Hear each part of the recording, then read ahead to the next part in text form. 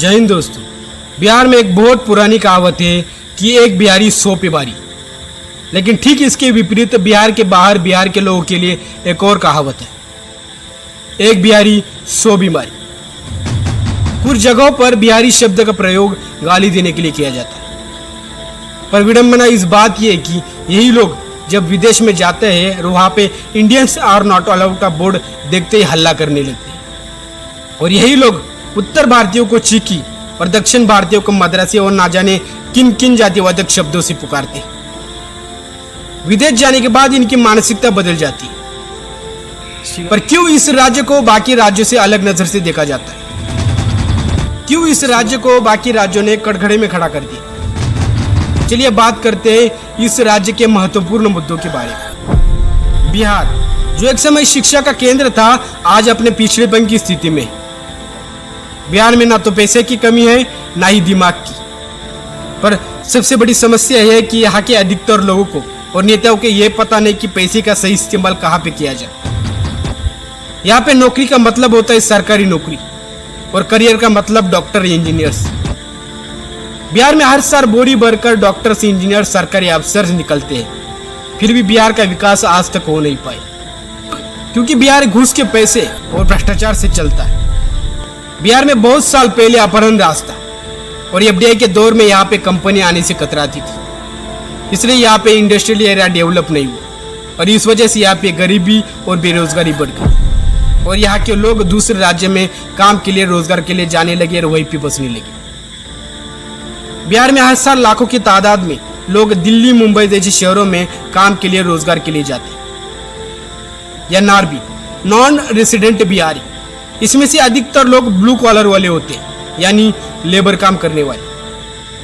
ये लोग दूसरे राज्य में जाते हैं, उस राज्य का विकास करते हैं, पर इनका विकास आज तक हो नहीं पाया। जो काम ये दूसरे राज्य में जाके करते हैं, वो काम अपने राज्य बिहार में भी कर सकते हैं। कोई काम छोटा या बड़ा नहीं होता।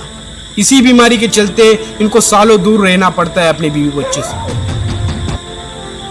एक तरफ बिहार की पताका पूरी दुनिया में शान से फहराती है, दूसरी तरफ बिहार का वोटर आज भी जातिवाद से बाहर नहीं निकला। जातिवाद की समस्या पड़ोसी राज्य उत्तर प्रदेश में भी थी, पर वो इससे अब बाहर आ चुका है।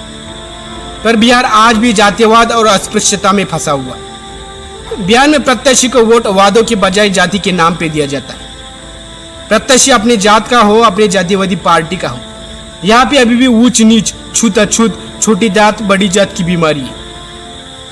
भारत अंग्रेजों से आजाद तो हो गया, लेकिन बिहार आज भी कूटनीति राजनेताओं का गुलाम बना हुआ, जिसकी दशा अब कछुए की गति से सुधर रही है। बिहार के लोगों और लोगों की संपत्तियों को नेताओं की तरफ से जमकर शोषण किया जाता है, घोटाले किए जाते हैं। इसकी वजह से यहाँ की अर्थव्यवस्था बिल्कुल ही मूर्छित अवस्था में है। बिहार में घोटालों की लंबी परंपरा है। कुछ चर्चित घोटालों की गूंज विदेशों तक सुनाई दी और इससे बिहार की छवि दागदार हो गई। कुछ घोटाले हैं जो बिहार सरकार के गले के फांस बन चुके हैं। चलिए बात करते हैं बिहार सरकार के चर्चित घोटालों के बारे में। 1996 में बिहार सरकार के खजाने से 950 करोड़ रुपए निकाले गए थे। इसमें कई लोगों समेत बिहार के तत्कालीन मुख्यमंत्री लालू प्रसाद यादव और पूर्व मुख्यमंत्री जगन्नाथ मिश्रा पे भी इस घोटाले के आरोप लगे। इसके बाद लालू प्रसाद यादव को अपने पद से इस्तीफा देना पड़ा और इसकी गूंज विदेशों तक सुनाई दी। कोर्ट ने लालू प्रसाद यादव को दोषी करार देने के बाद उनको जेल की हवा खानी पड़ी। इस घोटाले में कई सफेदपोश नेताओं के साथ कई सरकारी अफसर शामिल थे। उनको 11 साल तक कोई भी चुनाव के लिए बैन कर दिया गया। इसके बाद लालू प्रसाद यादव को संसद की सदस्यता गंवानी पड़ी और संसद की सदस्यता गंवाने वाले लालू प्रसाद यादव भारतीय इतिहास में पहले लोकसभा सांसद रहे। बिहार के सुपौल जिले में 21 साल पहले 39 लाख का अलकतरा घोटाला हुआ था। तब बिहार के मुख्यमंत्री लालू प्रसाद यादव थे। उनके मंत्रिमंडल में road construction minister Ilyas Hussain समेत 6 लोगों पर इस घोटाले के आरोप लगे। उनको सीबीआई कोर्ट ने सबूतों के अभाव पर बरी कर दिया गया।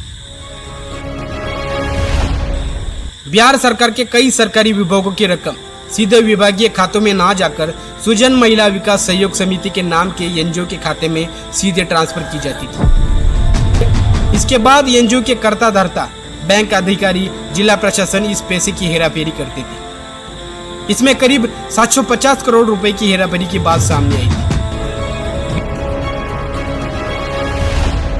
बिहार में 15 करोड़ का शौचालय घोटाला सामने आने के बाद प्रशासन और पुलिस की नींद खुली।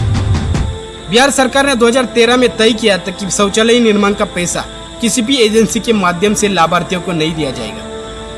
इसके बावजूद पीएचडी के तत्कालीन कार्यपाल अभियंता विनय कुमार सिन्हा और अकाउंटेंट बिटेश्वर प्रसाद सिंह, इन्होंने 2012, 13, 14, 15 में पटना जिले में अलग अलग भागों में बनने वाले 10,000 से भी अधिक शौचालयों का पैसा सीधे एजेंसियों को दे दिया था।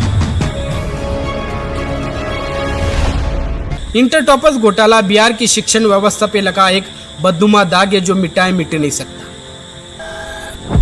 इसमें इंटर की परीक्षा में हुई धांधली का खुलासा हुआ। इसमें कई लोग शामिल थे। इसके लिए फर्जीवाड़ा से रिजल्ट तैयार किए जाते थे और इसके लिए करोड़ों की डील भी हुई थी। बिहार में 2016 में इंटर की परीक्षा में आर्ट में टॉपर रही रूबी कुमारी और साइंस में टॉपर रहे सर्वश्रेष्ठ का इंटरव्यू टीवी चैनलों पर आने के बाद इस मामले का खुलासा हुआ। इसमें बोर्ड के सचिव से लेके अध्यक्ष से लेके चपरासी तक मिली भगत की बात सामने है। ऐसे बहुत सारे घोटाले हैं जो बिहार में हुए और इस वजह से बिहार के नेता और सरकारी अफसरों ने बिहार को निचोड़ के रख दिया। ऐसे भ्रष्ट नेताओं की वजह से बिहार का विकास आज तक हो नहीं पाया और यहाँ पे गरीबी और बेरोजगारी बढ़ गई। इसलिए यहाँ के लोग दूसरे राज्य में काम के लिए, रोजगार के लिए जाने लगे और वहीं पे बसने लगे। वहाँ पे उनको भाषा के नाम पर, राज्य के नाम पर अपमानित किया जाता है, प्रताड़ित किया जाता है। ऐसे अपमानित होने के बाद ये लोग हर बार बिहार सरकार को कोसते, उसको कटघरे में खड़ा करते हैं। अपमानित करने के लिए उन राज्यों की गलती नहीं है जिन राज्यों में ये काम कर रहे हैं, गलती है बिहार सरकार की। अगर बिहार सरकार अपने राज्य में व्यापार, उद्योग, नौकरियां डेवलप करती, शिक्षण प्रणाली का विकास करती, भ्रष्ट सरकारी विभागों पर काबू पा लेती, राजनेताओं का बाहुबली राज और जातिवाद खत्म करते, तो इस राज्य के लोगों को दूसरे राज्य में जाकर अपमानित नहीं होना पड़ता, प्रताड़ित नहीं होना पड़ता। बिहार में बदलाव सिर्फ बिहार की जनता ला सकती, सरकार और नेता लाने से रही। पर बिहार की जनता अभी भी गहरी नींद में है। पता नहीं इनकी नींद कब टूटेगी।